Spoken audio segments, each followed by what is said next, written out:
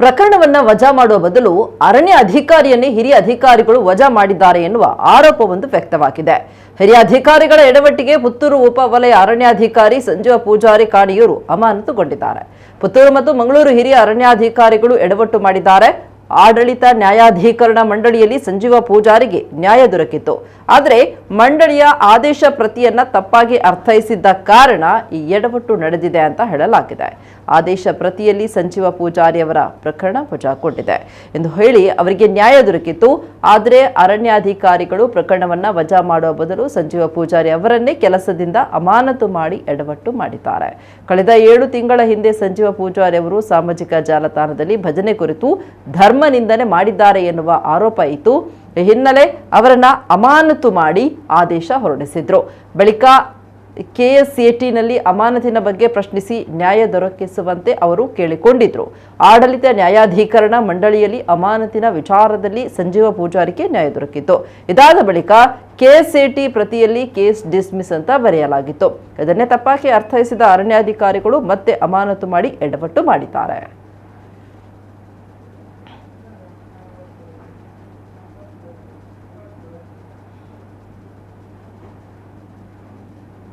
ಪುತ್ತೂರು ಅರಣ್ಯ ವಲಯದಲ್ಲಿ ಕೊಯ್ಲಾ ಶಾಖೆಯಲ್ಲಿ ಕೆಲಸ ಮಾಡ್ತಾ ಇದ್ದೇನೆ. ನನ್ನ ಮೇಲೆ ತಪ್ಪು ಆರೋಪಗಳನ್ನು ಹೊರಿಸಿ ಜನವರಿ 13, 2023ರಂದು ಮಂಗಳೂರು ವೃತ್ತದ ಅರಣ್ಯ ಸಂರಕ್ಷಣಾಧಿಕಾರಿ ಅಮಾನತು ಆದೇಶವನ್ನು ಹೊರಡಿಸಿರುತ್ತಾರೆ. ಕೂಲಂಕುಷ ತನಿಖೆ ಮಾಡಿ ಈ ವಿಚಾರದಲ್ಲಿ ನನ್ನದು ಯಾವುದೇ ತಪ್ಪು ಇಲ್ಲ ಎಂಬ ಬಗ್ಗೆ ನ್ಯಾಯಾಲಯ ತೀರ್ಪು ನೀಡಿರುತ್ತದೆ.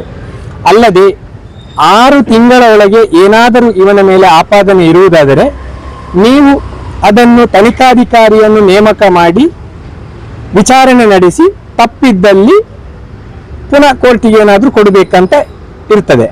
ಆದರೆ ನ್ಯಾಯಾಲಯದ ತೀರ್ಪು ಬಂದು 1.5 ತಿಂಗಳಾಗುತ್ತಾ ಬಂತು. 1.5 ತಿಂಗಳ ನಂತರ ಇವರು ನನಗೆ ಆ ಜನವರಿ ತಿಂಗಳಲ್ಲಿ ಬಿಡುಗಡೆ ಮಾಡಿದ ಆದೇಶ ಪತ್ರವನ್ನು ಇಟ್ಟು ಪುನಃ ಸಸ್ಪೆಂಡ್ ಆರ್ಡರ್ ಜಾರಿ ಮಾಡ್ತಾರೆ. ನಾವು ಆದೇಶ ಪತ್ರದಲ್ಲಿ ಅಡಿಯಲ್ಲಿ ಡಿಸ್ಮಿಸ್ ಇದೆ ಅಂತ ಹೇಳಿ ರೆಕಮೆಂಡ್ ಮಾಡಿದ್ದೇವೆ ಅಂತ ಹೇಳ್ತಾರೆ. ಹಾಗಾದ್ರೆ ಆದೇಶ ಪತ್ರವನ್ನು ಓದಲು ಯೋಗ್ಯತೆ ಇಲ್ಲದ ಅಧಿಕಾರಿಗಳನ್ನು ಈಗ ನಾವು ಒಂದು ಅಧಿಕಾರ ಚಲಾಯಿಸುವ ಜಾಗದಲ್ಲಿ ಕುಳ್ಳಿರಿಸಿದ್ರೆ ನನಗೆ ಬಿಡಿ, ಪಾಪದಂತ ತಿಳುವಳಿಕೆ ಇಲ್ಲದ, ವಿದ್ಯಾಭ್ಯಾಸ ಇಲ್ಲದ ಸಾರ್ವಜನಿಕರಿಗೆ ಇವರು ನ್ಯಾಯ ಕೊಡಲು ಸಾಧ್ಯವೇ ಎಂಬ ಬಗ್ಗೆ ಸರ್ಕಾರ ಕೂಡಲೇ ಎಚ್ಚೆತ್ತುಕೊಂಡು ಇವರ ಮೇಲೆ ಶಿಸ್ತು ಕ್ರಮ ಕೈಗೊಳ್ಳಬೇಕು. ಅರ್ಜಿದಾರನು ಏನಾದರೂ ತಪ್ಪು ಮಾಡಿದ್ದರೆ 190 ದಿವಸದಲ್ಲಿ ಇವನನ್ನು ವಿಚಾರಣೆ ಮಾಡಬೇಕು. ಇಲ್ಲವೇ 180 ದಿವಸದೊಳಗೆ ತನಿಖಾಧಿಕಾರಿಯನ್ನು ನೇಮಿಸಿ ವಿಚಾರಣೆ ಮಾಡದೇ ಇದ್ದ ಪಕ್ಷದಲ್ಲಿ 181ನೇ ದಿನಕ್ಕೆ ಯಾವುದೇ ಆದೇಶ, ಅಮಾನತು ಆದೇಶ ಹೊರಡಿಸಿದರೂ ಅದು ಆ ದಿನಕ್ಕೆ ವಜಾಗೊಂಡಿರುತ್ತದೆ. ಮುಂದಕ್ಕೆ ಅವನ ವಿರುದ್ಧ ಯಾವುದೇ ತನಿಖೆ ಮಾಡಬಾರದೆಂಬುದಾಗಿ ಆ ಆದೇಶದಲ್ಲಿ ಸ್ಪಷ್ಟ ಆದೇಶ ಇದೆ.